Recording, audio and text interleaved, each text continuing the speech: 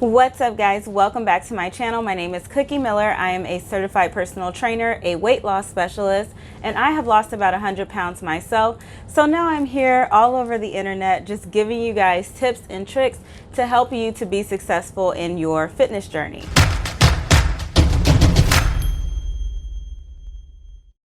So today what I want to talk about is walking to lose weight. And when I was thinking about this whole video topic, I started thinking about that NordicTrack commercial. Wasn't it like NordicTrack? It's like the treadmill that changes inclines. It's like walk your way to weight loss. And it was so corny, but it's actually very much so true.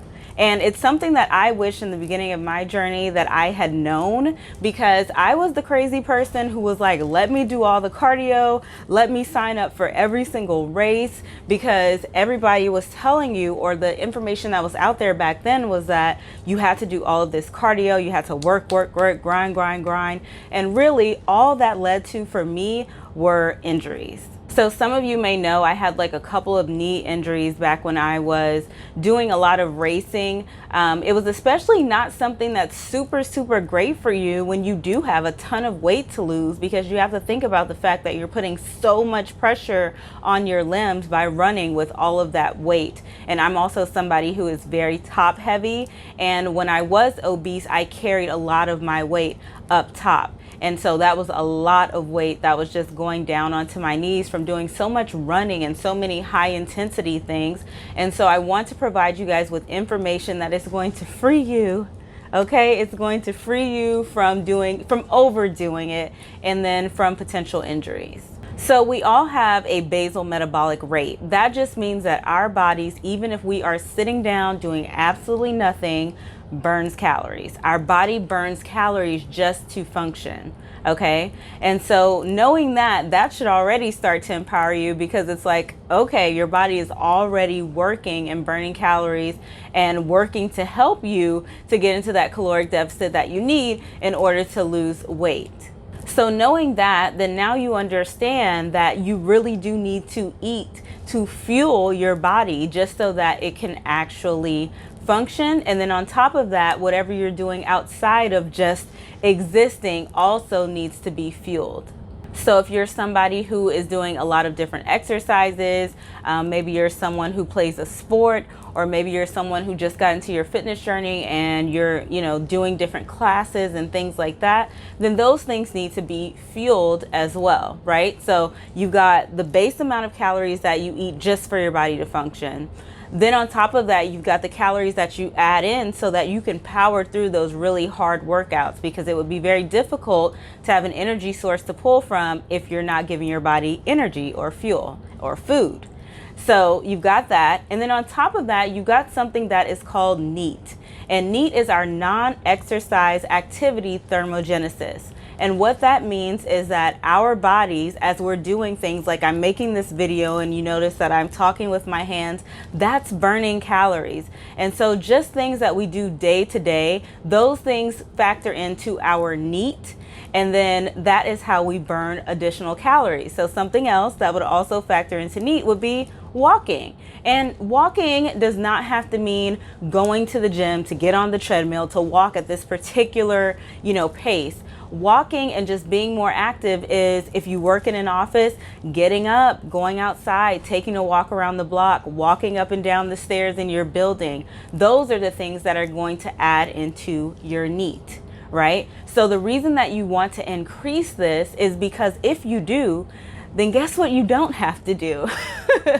You don't have to do 5 sessions of HIIT every single week. You don't have to run 10 miles every weekend, Cookie.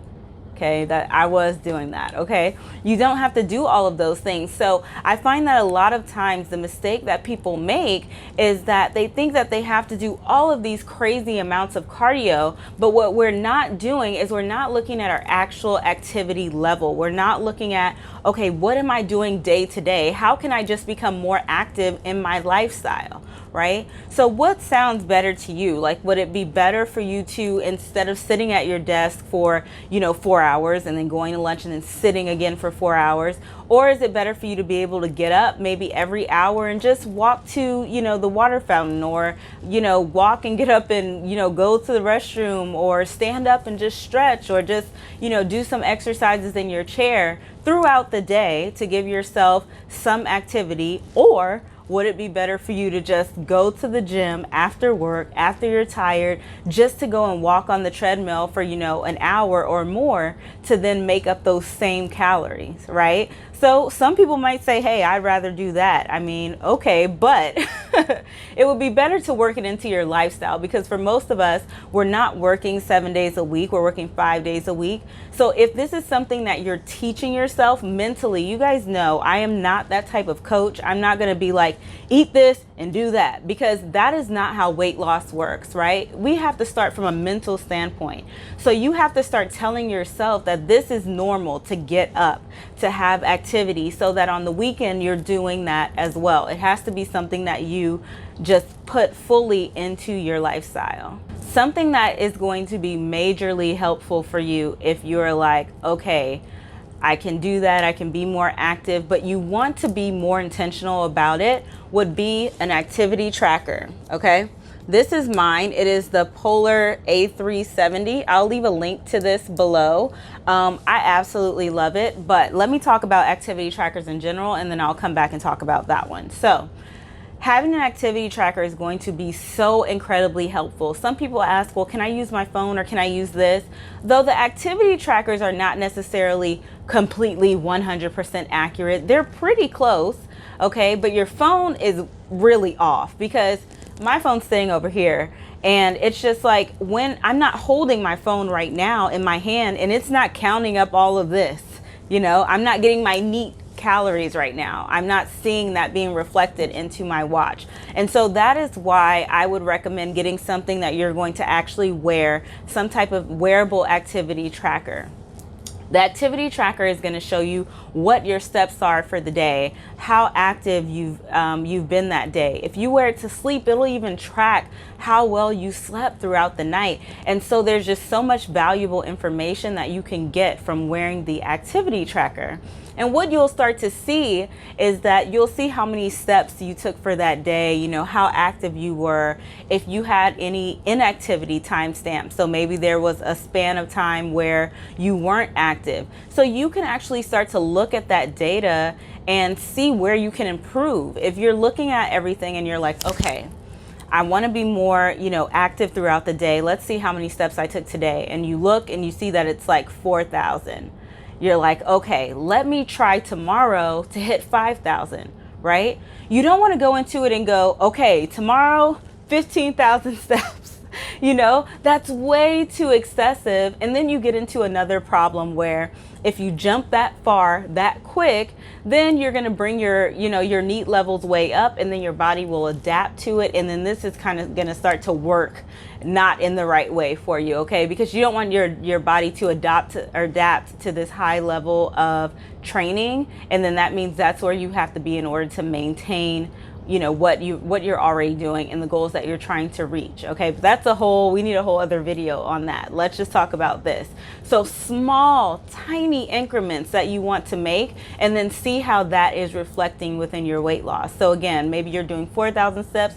Maybe the next day you just aim to do 5,000, and you say, okay, I did 5,000. Now I'm going to try to do this 5,000 for an entire week, right? So don't go into it super overly ambitious, because for one, we want to do the least. All right. I know y'all like to do the most, but we want to do the least in this situation. Okay. So we are trying to figure out how many little tiny adjustments can we make throughout the day that are going to give us the biggest result, versus making a huge adjustment and then maybe we get a small result, or maybe we can't keep up with that. So you want to make sure that you're doing something that you can actually keep up with and continue to do. All right. So I've given you so many good tips. I know these are good tips. I feel that these are good tips in my heart. Okay. So I've done all the hard work for you guys. I've already done so much HIIT that I injured my knees. Listen, I've already hurt myself enough for you guys, so please take this information. If you don't have an activity tracker, I will leave a link below to the Polar Loop, or Polar Loop was the first one I had. This is the Polar A370, and then any other, activity tracker. It doesn't have to be that one, but let me know what activity tracker you have and what your goal is going to be for next week in the comments below. Please don't forget to like, share, and subscribe, okay? And I will see you guys in the next video. Bye.